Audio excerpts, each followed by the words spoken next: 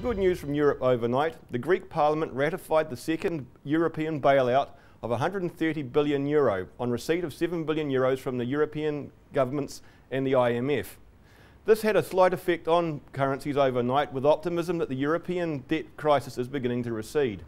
On the other side of the coin though, oil prices continue to rise, driven predominantly because of the fact that US stocks of crude oil have begun to diminish. Coupled with this is still concern over the fact that the Saudis cannot produce, as promised, sufficient oil to make up the deficit which is caused by the Iranian issues.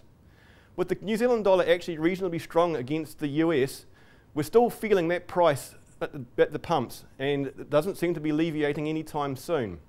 Looking at markets, on equity markets, the Dow was down slightly on concerns that the rally for the first quarter, which is the heaviest since 1998, has actually overreached the prospects of economic recovery. European markets were relatively flat, the Kiwi market was relatively flat, and the ASX 200 was actually down slightly on concerns about the Chinese economy. Looking at currencies, the Kiwi traded within a relatively narrow band, was slightly down against the US, trading at around 81.5 US cents. Balance of payments data released yesterday revealed that New Zealand's balance of payments deficit had fallen as expected by analysts.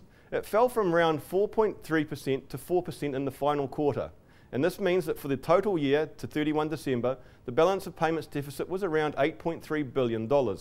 Now, the balance of trade actually represents the total of all transactions that New Zealand has with the outside world. A deficit means effectively that New Zealand Inc. is spending more than it earns. So in terms of the data for the final quarter, what were the primary drivers in terms of the improvement? Two things actually. The Rugby World Cup, where foreign visitors spent up large in New Zealand, and supplies to those foreign visitors are effectively counted as exports.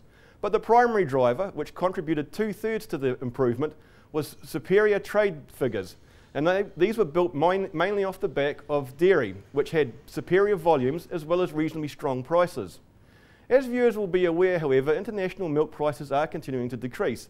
And so there'd be questions over what will happen in terms of this going forward in terms of the balance of payments. Well, one thing to bear in mind, of course, is that the total contribution to balance of payments is a factor of volume times price. And volumes are up reasonably well, so there is going to be some buffer in terms of those falling prices.